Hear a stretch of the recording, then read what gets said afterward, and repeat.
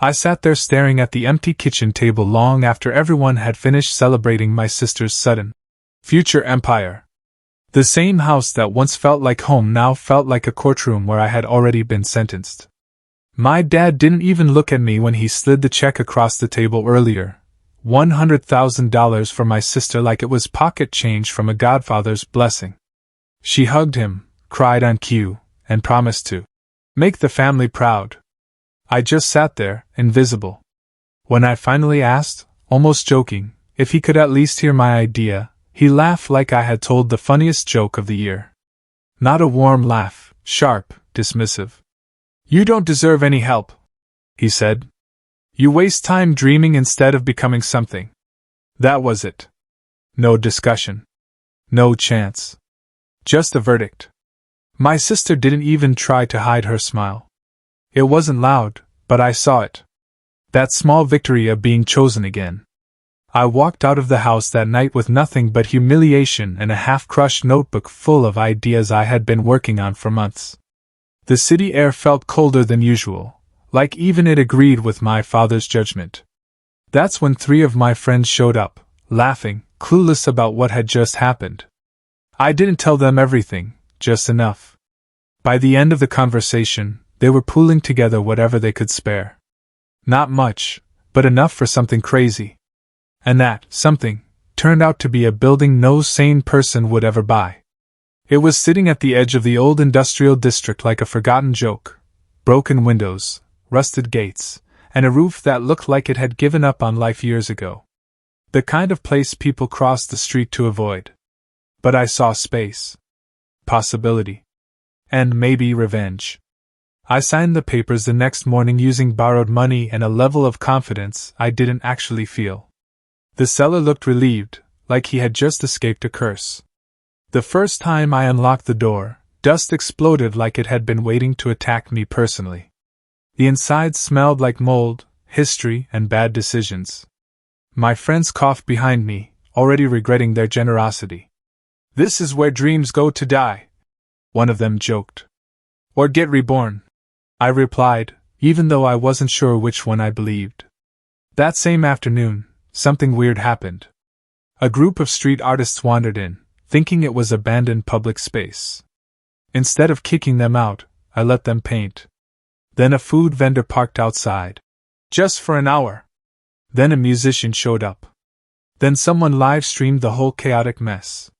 And among all this chaos, there was her. She wasn't from here. Not even from Earth, technically. She arrived as part of some interspecies cultural exchange program that nobody really took seriously until she actually showed up.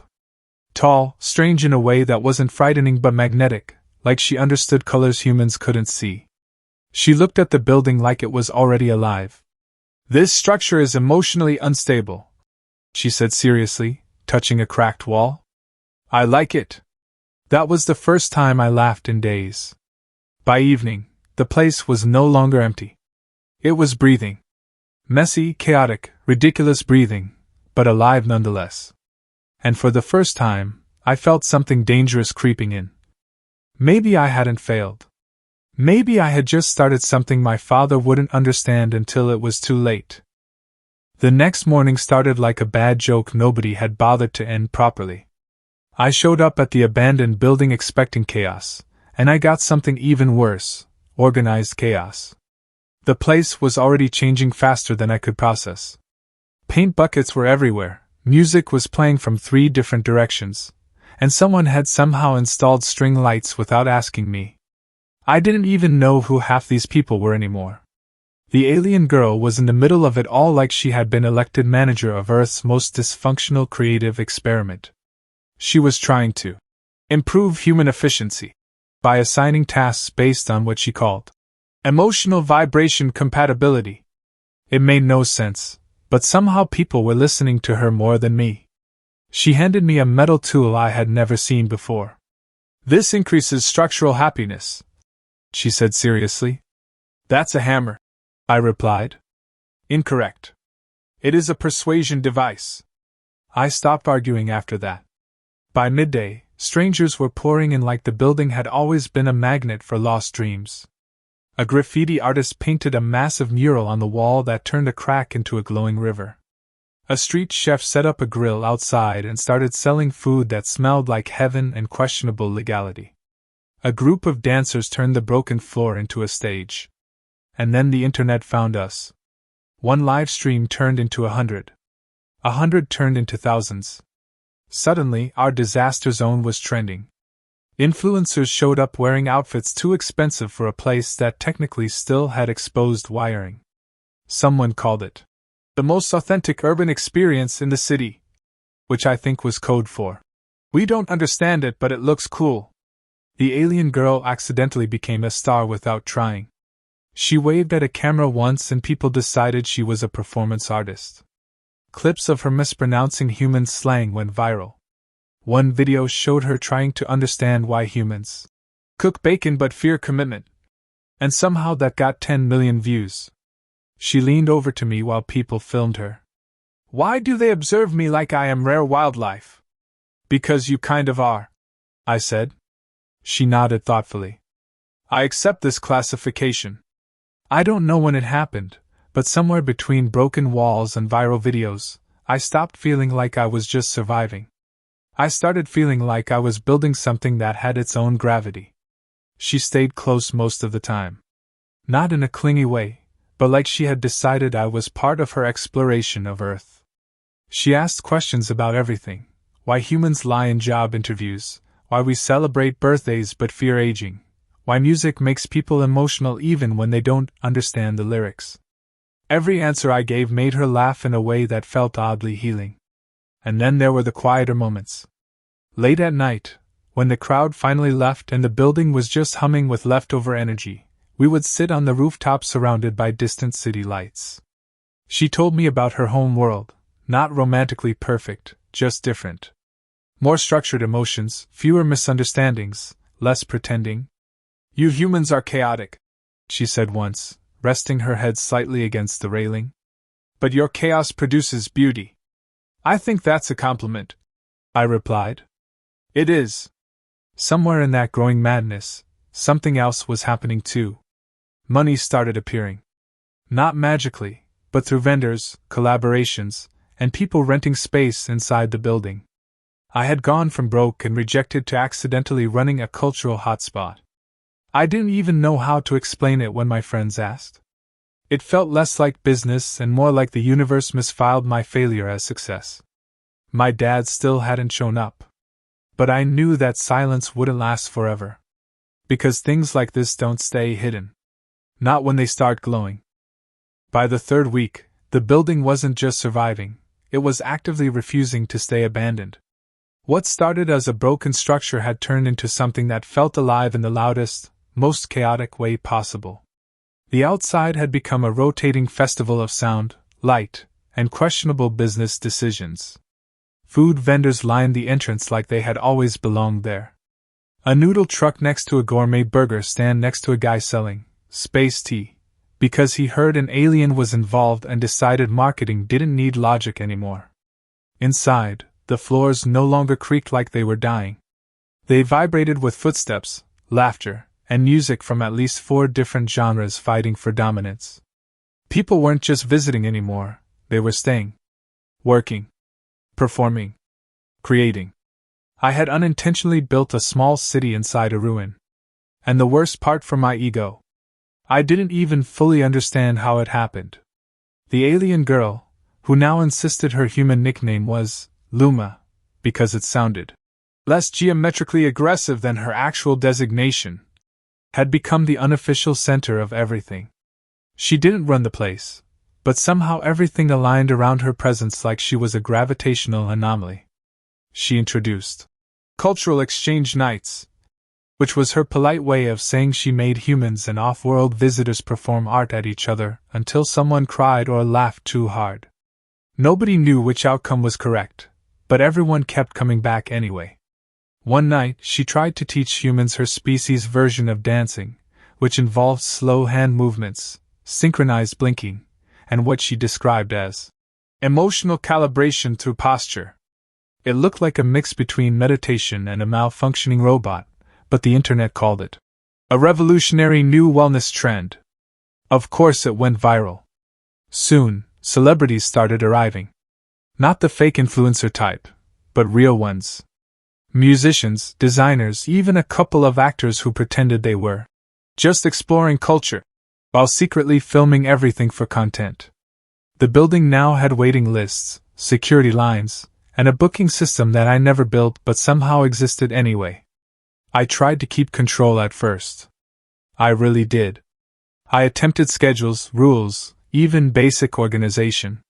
But every time I enforced structure, something unexpected turned it into entertainment. A cancelled event became a pop-up comedy show. A broken pipe became an art installation called Urban Emotion Flow. The chaos was winning. And somehow, it was profitable. Money started coming in from everywhere. Rentals, food partnerships, live shows, brand collaborations. Investors appeared like stray cats that had smelled opportunity. I didn't chase them. They chased me. My sister's $100,000 dream business, whatever polished idea Dad had funded, was now barely mentioned in family conversations. The irony was starting to feel loud. Dad, however, remained silent. That silence wasn't peace. It was denial. Until the news coverage started. A local channel called it the most unexpected cultural hub of the year. Another called it urban revival through chaos economy. I called it, why is this still working? That's when I noticed something else growing quietly alongside everything else. Luma and I weren't just partners in survival anymore. We were something closer to a rhythm. She would look at problems like puzzles from another dimension, and I would translate them into human logic. We argued constantly, usually about definitions of normal, but it always ended with laughter or accidental progress. Once, she asked if human romance was always this inefficient. I told her yes. She said she preferred it that way. That night, sitting on the rooftop above the glowing madness we had created, I realized I wasn't trying to prove my father wrong anymore. I had already moved past that. I was building something that didn't need his approval to exist. But deep down, I knew the moment was coming. The kind of moment where denial finally runs out of road. And when it did, it would not be quiet. The day my father finally showed up, the entire place felt like it held its breath. I didn't even see him at first. He was just another man standing outside the line, confused, irritated, trying to understand why so many people were willingly waiting to enter what he still believed was a failed project. The same building he once called a waste of time now had security, branded banners, and a queue stretching around the block like a concert nobody wanted to miss. Then I saw him freeze. A group of influencers walked past him, laughing, filming themselves. Someone asked him to move aside because he was blocking their shot. He stepped back like he had been physically pushed by reality itself. That was the moment he noticed the name on the entrance board. My name. Not my sister's. Not his golden investment. Mine. He stared at it for a long time, like reading it again and again would change the meaning. Inside, the transformation hit him harder. The broken floors were gone, replaced with layered creative spaces glowing with soft lighting. Food vendors lined a curated corridor that smelled like every culture had decided to stop arguing and start cooking together. Music drifted from different corners, blending instead of clashing. Artists were painting live murals while crowds gathered around them like it was a religious experience. And everywhere he looked, people were smiling. Not pretending. Not forced. Real. He turned slowly, trying to find something familiar, something he could criticize, something he could call failure. But there was nothing left that fit that category. Even the alien girl, Luma, was now speaking to investors in a calm, confident tone, explaining a collaboration project between Earth creatives and off-world visitors.